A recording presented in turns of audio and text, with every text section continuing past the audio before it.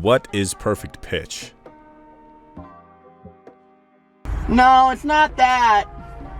So absolute pitch, that's often referred to as perfect pitch, is a rare musical ability found in individuals who are able to recreate or identify a specified musical note with no reference or no sound to go off of. So someone with perfect pitch can demonstrate this ability by either labeling the note, so someone just simply stating like, that's an F sharp, after someone pushes F sharp on a piano.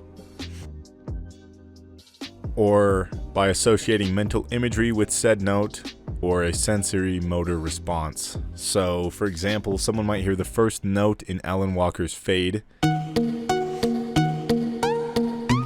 and be able to accurately, instantaneously make a connection to the note and a specific key on their instrument of choice. The musical scale is most easily represented using a piano, so for the example of this video, we'll be using a piano. So after they hear Fade, someone with perfect pitch might be able to hear the first note and just make a connection in their head that this note is obviously this key on the piano. That, or they might just say, that's an F sharp. They might say, that's a C, that's a D, whatever note it is. Not only that, but perfect pitch, or absolute pitch, can also be defined by the ability to identify pitches in seemingly unmusical things. So someone with perfect pitch might actually hear a train horn, or a car horn, or a door squeaking, or even a dolphin, and be able to tell you what pitch, or what note that is actually happening on. So if a car honks, they might be able to tell you that car honked in C sharp. The first thing many people think of when they learn about perfect pitch is, how do I get perfect pitch? Unfortunately, despite what many people might try to tell you in an effort to sell you a course, perfect pitch cannot be obtained by an adult. There's only one time in someone's life where they can develop true absolute pitch, aka perfect pitch, and that's during the critical stage of development. Many people describe music as its own language with cheesy quotes like, with music, they say, you can communicate across cultural and linguistic boundaries in ways that you can with ordinary languages like English or French.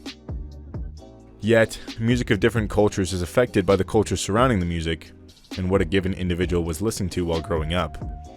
Yet, I do see music as a sort of language in the way that it's inherent in some kind of way. Rhythm is a very inherent thing in human nature and other animals and is often overlooked. When it comes to language, rhythm is very important in many languages. Although this is going away from the topic of perfect pitch, so I'll make a video about these topics on their own in the future. So back to the critical stage of development. In children's lives, there's a critical stage of development where during this time, their brain is much more plastic in terms of their plasticity of their brain is a lot higher than that of an adult human. Without trying, a child in the critical stage of development can learn 5 words without even trying for every 1 word that you try to learn. So you might be using flashcards trying to learn 1 word in Chinese, meanwhile a child is able to learn 5 words just through essentially osmosis, hearing the word in context. They're able to learn 5 for every 1 word that you are able to learn. And English speakers might not think about it much, but pitches or tones are also a large part of many languages, including English.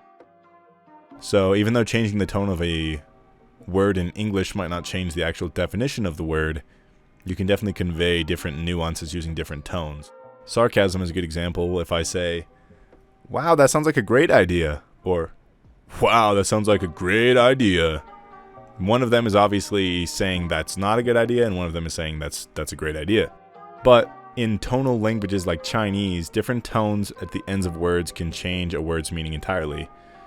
For example, ma with a constant high tone Ma, means mother, ma, while ma with a raising pitch means hemp. ma, ma.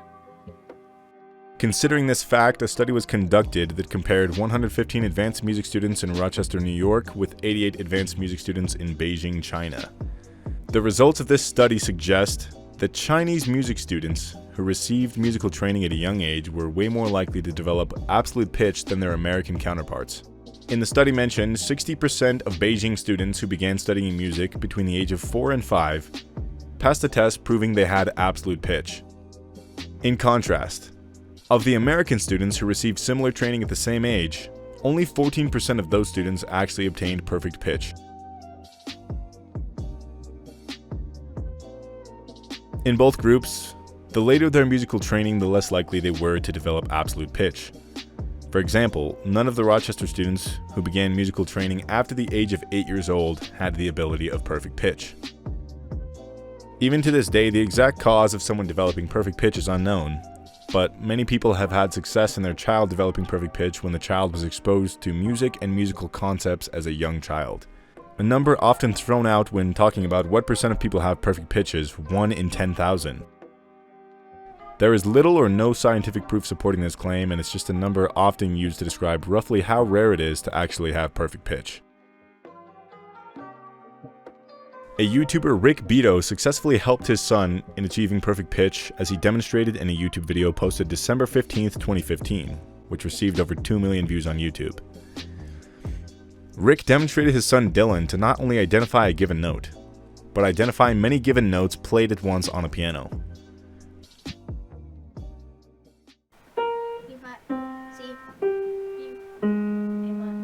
Dylan is able to identify complex chords played on a piano that most people have never heard of and maybe will never hear of. What's this? C augmented over D flat augmented. Okay, sing a B flat. Very good. Not only piano, any instrument, people with perfect pitch can identify a note played, no matter the instrument, no matter the context. Rick Beato explains on his channel that he's been playing music for many years and always played music with his child.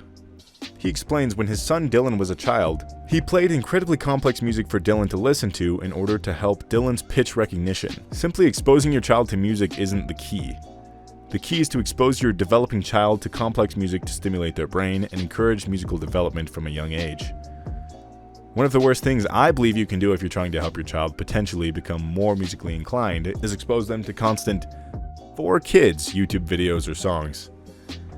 So there's a lot of strange videos out there labeled "for kids," and these videos they're just kind of trash. They're songs, nursery rhymes that play the same 4 chords over and over. I always thought it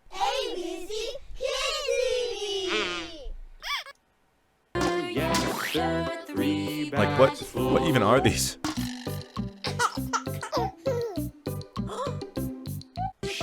Have you any wool? Yes sir, 3 bags full. 1 for the master, 1 for the dame, 1 for the...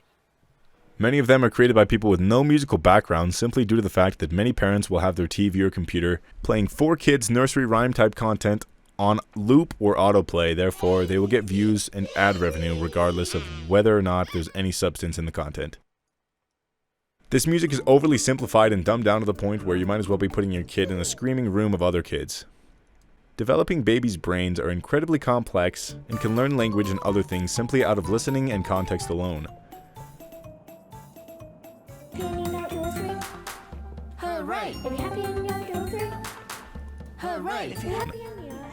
You don't take a child and teach them grammar rules. They learn almost through osmosis, seemingly. I believe the same approach should happen with children and music. If a child is exposed to complex music with complex chords, melodies, dissonant chords, etc., the child will have a lot more likelihood of developing perfect pitch than to listening to the same 4 chords over and over again and a monkey jumping on a bed. Not even to say other musical genres like rock, rap, trap, etc. that are often looked down on by musical scholars aren't a good choice for children to develop a musical ear. All exposure to different genres and types of music is helpful to a child developing in their ability to obtain perfect pitch.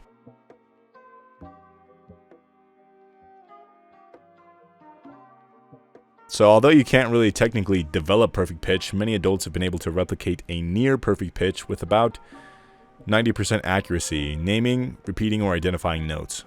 Beware, there's a big difference between actual absolute or perfect pitch and someone who has memorized a certain note on a certain instrument. Different instruments can have very different tones, so someone who memorized a low E on a guitar doesn't necessarily mean that if they hear a low E on a piano that they will recognize the note. Meanwhile, someone with perfect pitch, it really doesn't matter the timbre or what instrument, or if someone's singing it, or if someone dropped their phone and the screen cracked and it made an E note when it hit the ground.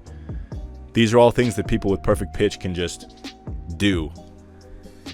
Someone who has memorized certain musical notes are likely only going to be able to identify the note if they hear it on the instrument that they memorized it on.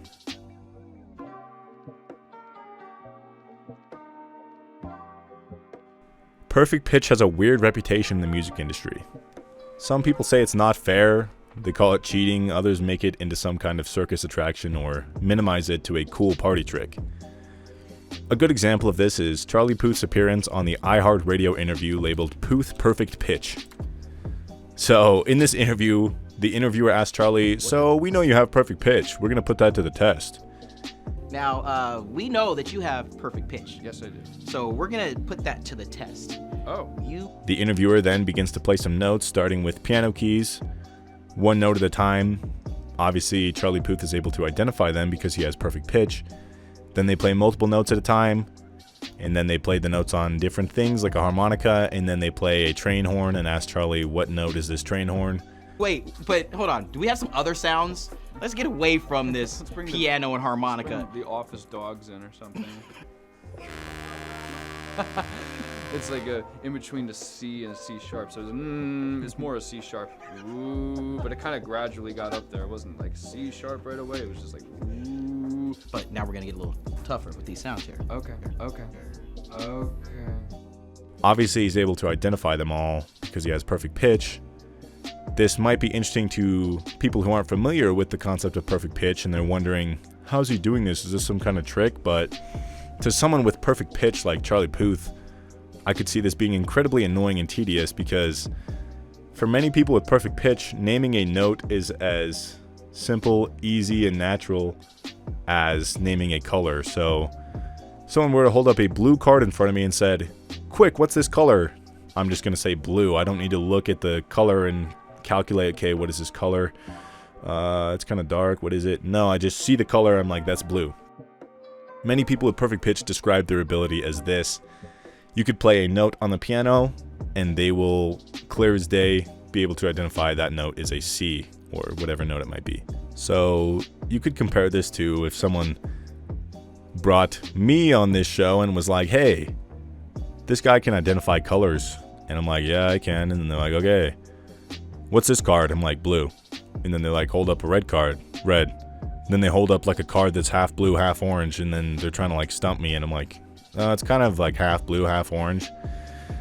You know, it's the type of thing that's just so instinctive for the person with perfect pitch. Alright, that's going to be the end of this video. Thanks for watching. If you made it all the way to the end, please let me know in the comments. I'd really appreciate if you could leave a like if you learned something, and subscribe if you want to see more content like this. I plan on making a lot more videos like this in the future. Thanks for watching, guys. Remember to like, subscribe, and leave a comment. See you next time.